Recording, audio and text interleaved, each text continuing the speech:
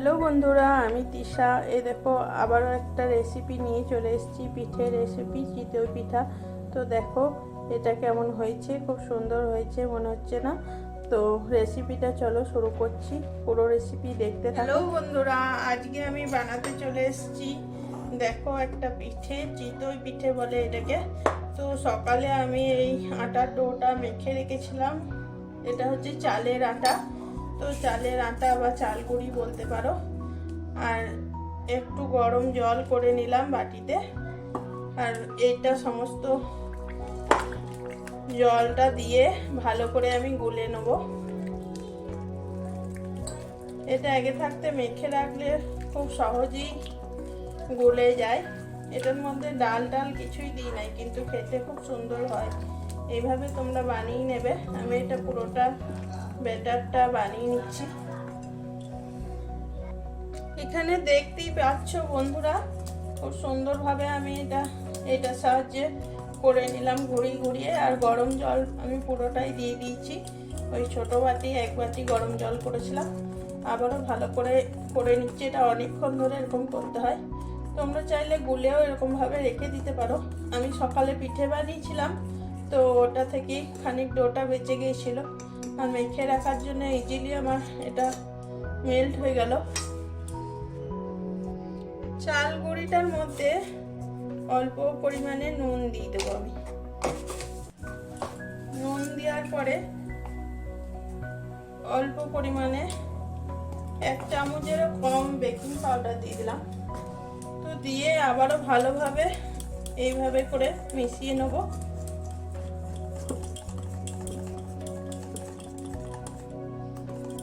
দেখো খুব সুন্দর হয়ে গেছে। আর এই পিঠেটা খেতে খুব সুন্দর হয়। আগেকার দিনে এরকম করে আজকে পিঠে বানাতো, তো এখন সবাই বলে এটাকে চিতই পিঠে। ব্যাটারটা আবারও 15 মিনিট এইভাবে ঢাকা দিয়ে রেখে দেবো রেস্টে, তাতে কি ভালো ফুলে। 15 মিনিট পরে আবারও ফিরে এসে ব্যাটারটা দেখাচ্ছি তোমাদেরকে। ব্যাটারের কনসিস্টেন্সিটা একদম এরকম হতে হবে, ঘন করতে হবে, তাহলে খুব ভালো হয়। তোমরা দেখে নিলে বুঝতে পেরে গেছো অবশ্যই। এখানে আমি একটা অ্যালুমিনিয়ামের কড়াই বসিয়ে দিয়েছি। তোমরা চাইলে মাটির পাত্রেও করে নিতে পারো। আর তেল ব্রাশ করে দিচ্ছি ভালো করে। তেল ব্রাশ করে একে একে আমি পিঠেগুলো হতে দিচ্ছি।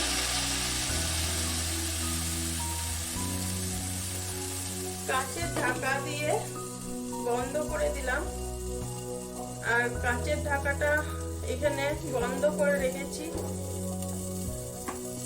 দেখতেই পাচ্ছ আটা দিয়ে। তো তোমরাও বন্ধ করে দেবে, তাহলে তাড়াতাড়ি হয়ে যায়। এই পিঠেটা হয়ে এসছে। এক একটা পিঠে প্রায় 3 মিনিট করে সময় লাগে, যেহেতু এটা মোটা হয়। তো দেখো খুব সুন্দরভাবে হয়ে গিয়েছে। এরকম হয়ে গেলে পুরোপুরি সেদ্ধ হয়ে যায়, আর পিঠেটা খেতে খুব সুন্দর হয়। তো এই পিঠেটা হয়ে গেল আমার, এটাকে নামিয়ে নেব। শীতকালে পিঠে খেতে খুব সুন্দর লাগে।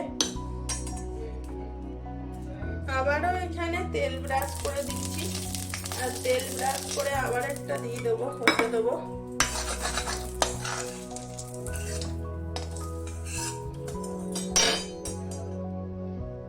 এই প্রথমকার পিঠেটা আমি ফেলে দিই, তো তোমরাও ফেলে দেবে, এটা বলে ফেলে দিতে হয়। তো প্রথমকার পিঠেটা আমি ফেলে দিয়ে বলে দেখিয়ে দিলাম। আবারও একটা দিয়ে দিলাম পিঠে। এটাকেও 3 মিনিট হতে দেবো এইভাবে। এই পিঠেটা আমার 2 মিনিট হয়ে গিয়েছে। 2 মিনিট পরে উল্টিয়ে দিচ্ছি আবারও।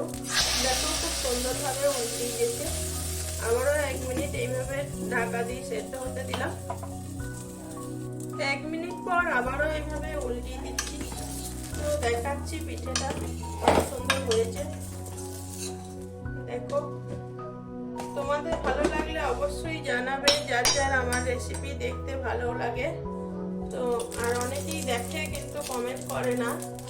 তো তো একটু কমেন্ট করে দেবে, কারণ বুঝতে পারলে ভালো লাগবে যে তোমরা দেখো আমার রেসিপি। আবারও এইভাবেই সমস্ত আমি পিঠেগুলো করে নিচ্ছি একের পর এক দিয়ে দিয়ে।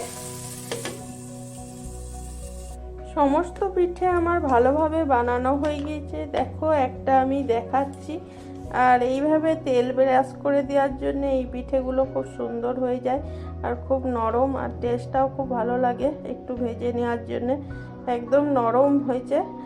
আর খেজুরের গুড়ের সাথে খেলেই এবারে হয়ে যাবে।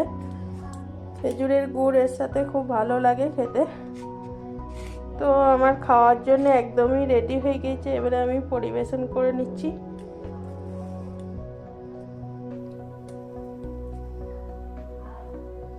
তোমাদের কেমন লেগেছে জানাবে অবশ্যই। আর কে কে পিঠে খেতে ভালোবাসো এই পিঠেগুলো তাও জানাবে। ঠিক আছে বন্ধুরা, এখনকার মতন এইটুকুই। আবার পরে অন্য কোনো ভিডিওতে চলে আসবো। Tata, bye. সবাই ভালো থেকো, সুস্থ থেকো।